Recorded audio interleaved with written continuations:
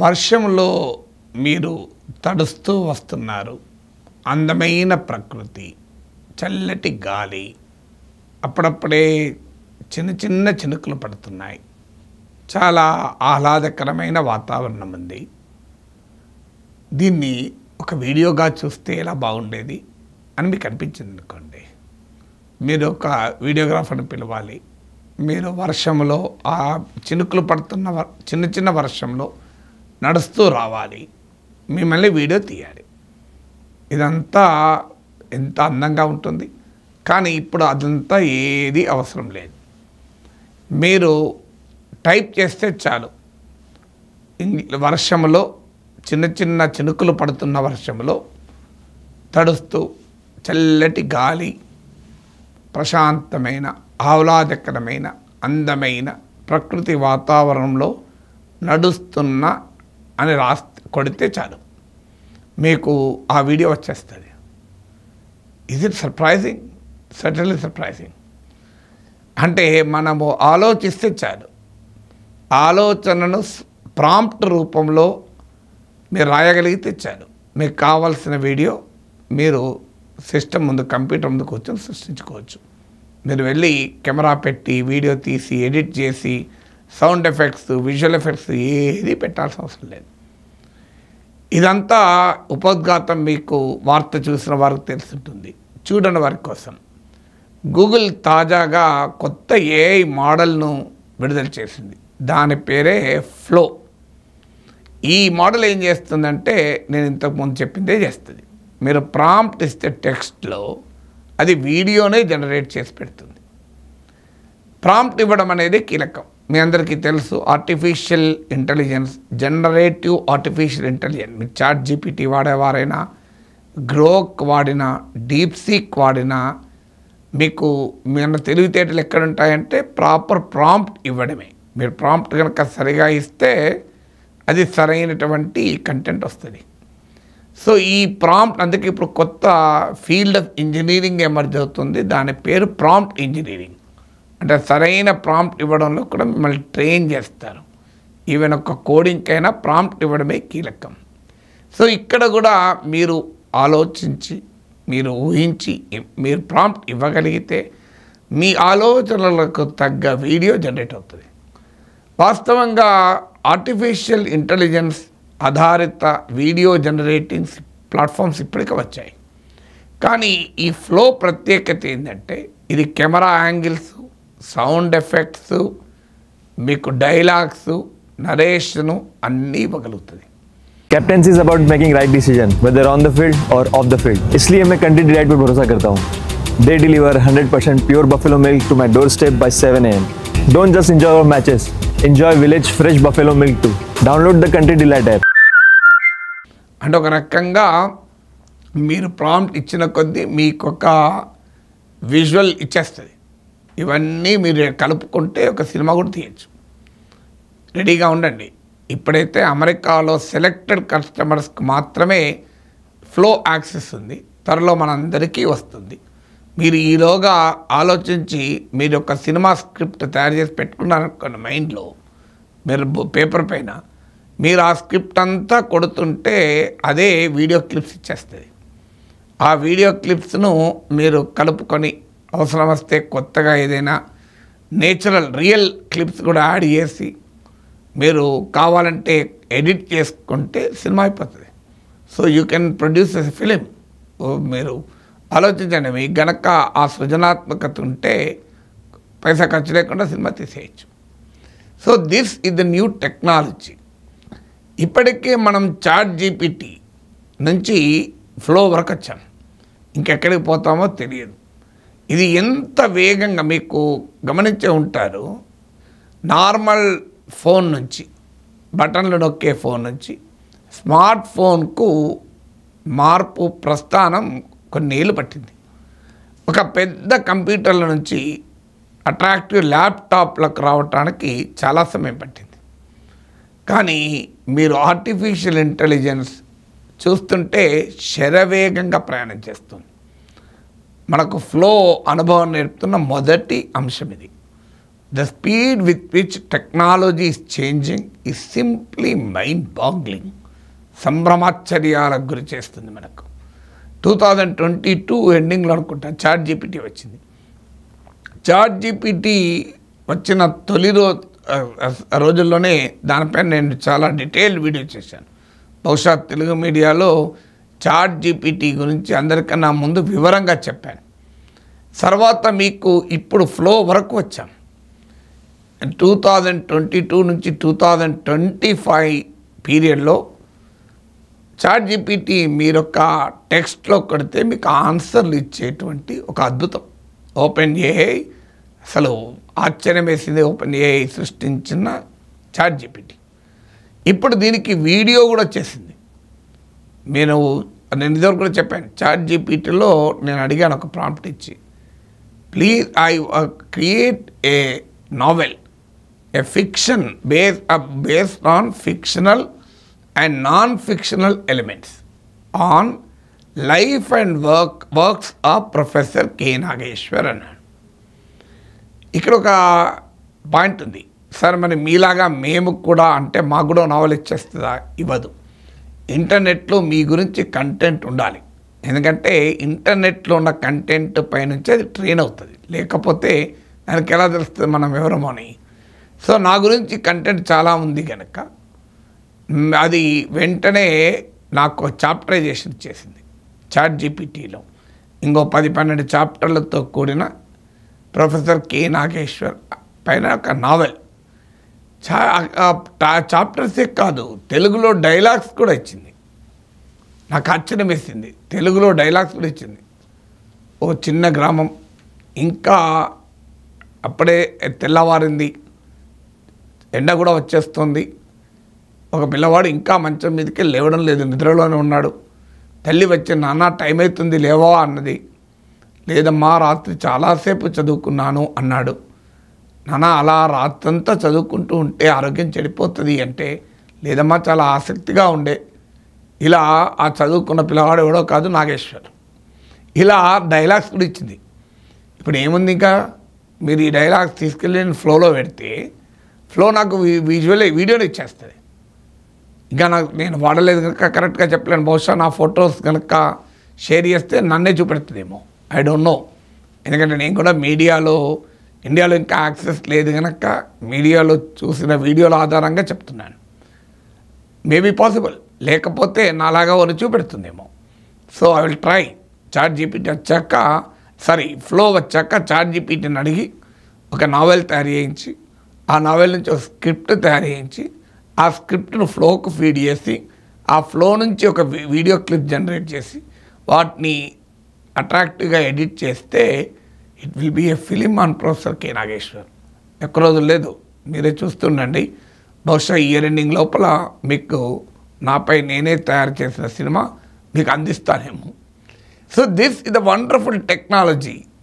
ఇప్పుడు మీరు ఎంత ఆసక్తికరంగా ఉంటుందంటే, ఇది కేవలం ఫన్ కాదు. చాలామంది ఇది ఫన్ అనుకుంటారు. It's not just fun, it's also a functionality. ఫన్కు ఫంక్షనాలిటీకి తేడా ఏంటి? ఏదో ఎంజాయ్మెంట్ కొరకే కాదు.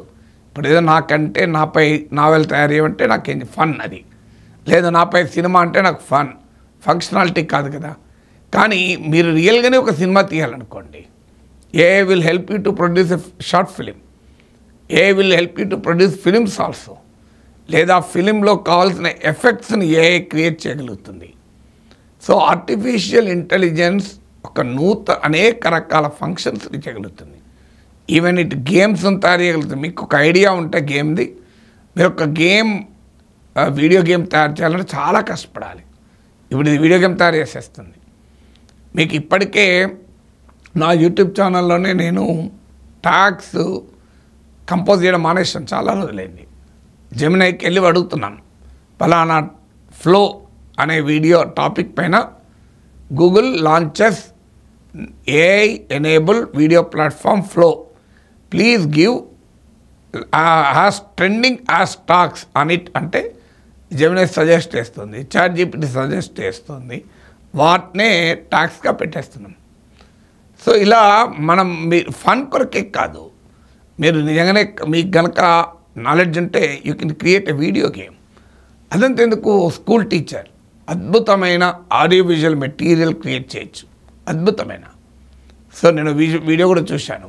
ఇలాంటివి మీరు ఒక ట్రిగ్నామెట్రో జామెట్రో చెప్పాలి, ఒక సోషల్ స్టడీస్ క్లాస్ చెప్పాలి, వార్ మీద చెప్పాలి, వార్ ఎలా డిస్ట్రక్షన్ చేస్తుంది అని, యుద్ధం ఏ రకమైన రీతిలో ఉంటుంది, యుద్ధం ఏ రకమైన వినాశకర పరిస్థితులకు దారితీస్తుంది,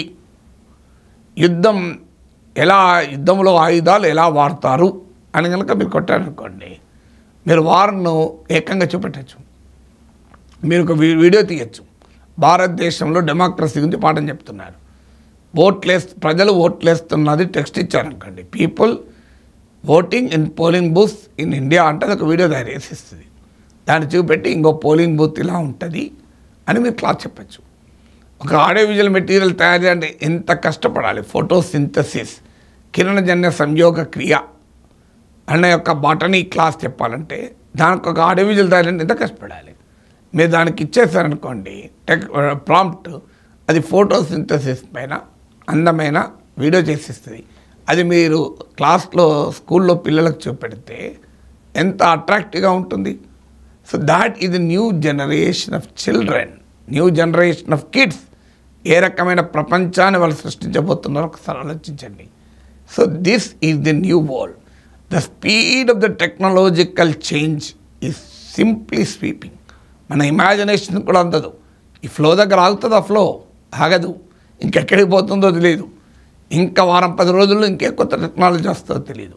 అన్లిమిటెడ్ టెక్నాలజీ క్రియేట్ చేస్తున్న అన్లిమిటెడ్ ఆపర్చునిటీస్ అందిపించుకునే అనే ఆలోచన మనకుంటే స్కై ఈజ్ ద లిమిట్ కాదు, deep sky is the limit. ఒకప్పుడు స్కై ఈజ్ ద లిమిట్ అనేవారు, ఆకాశమే అద్దు. ఇప్పుడు ఆకాశం కాదు, గగనాంతరాలే అద్దు అనాలి. సో అంతే, స్పేస్లో ఎక్కడికైనా పోవచ్చు, అదే అద్దు మనకు. ఇక ఇది మరొక డైమెన్షన్ కూడా తెలియజేసింది. ఓపెన్ ఏఐ వచ్చాక ChatGPT క్రియేట్ చేసిన సెన్సేషన్ వల్ల కాస్త గూగుల్ ఒక పెద్ద వేకప్ కాల్. కానీ ఇప్పుడు గూగుల్ ఈ ఫ్లో ద్వారా తిరిగి తన సుప్రిమసీని నిలబెట్టుకుంది. ఈ టెక్నాలజీ రేస్లో నథింగ్ ఫైనల్ హ్యాస్ హ్యాపెండ్. మీరు చూసాం మనం, ఓపెన్ ఏఐ తర్వాత వెంటనే చైనా కంపెనీ డీప్ సీక్ తయారు చేశాడు. It's a massive competition. Don't write of anybody. ఇది అయిపోయింది, ఇక ఈ కాంపిటీషన్లో పలానా వాడు నెగ్గిపోయారని. వీళ్ళు గూగుల్ లాంటి కంపెనీస్ కొన్ని అడ్వాంటేజ్ ఏంటంటే వాళ్ళకున్న huge financial resources, huge pool of human resources, ఆర్థిక వనరులు ఉన్నాయి, మానవ వనరులు ఉన్నాయి. So they can invest. ఇప్పుడు మీకు ప్రపంచంలో $320 billion tech joints artificial intelligence పైన 2025లో ఖర్చు పెట్టబోతున్నాడు. $320 బిలియన్, $332,000 కోట్ల. ఇందులో నియర్లీ 75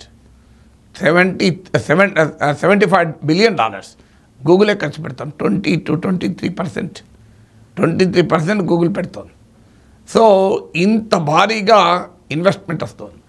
ఎందుకంటే ఈవెన్ ఏఐ అడాప్షన్ కూడా పెరిగిపోతుంది. ఒక సర్వే ప్రకారం 2023, 24, 25 మీరు చూస్తే ఈ లాస్ట్ 3 yearsలో 52% నుంచి 78% పెరిగింది. కంపెనీస్ అడాప్టింగ్ ఏఐ ఏదో ఒక రూపంలో. ఏఐ అడాప్షన్ పెరుగుతోంది, ఏఐలో కాంపిటీషన్ పెరుగుతోంది. అయితే ఛాలెంజ్ అయితే మిగిలి ఉంది. ఇప్పుడు ఫ్లో పై కూడా క్వశ్చన్స్ రైజ్ అవుతున్నాయి, గూగుల్ పై కూడా. So any AI model has to be train on a data set. Data ఆధారంగానే ట్రైన్ చేస్తుంది. ChatGPT అయినా మీరు ఏదైనా.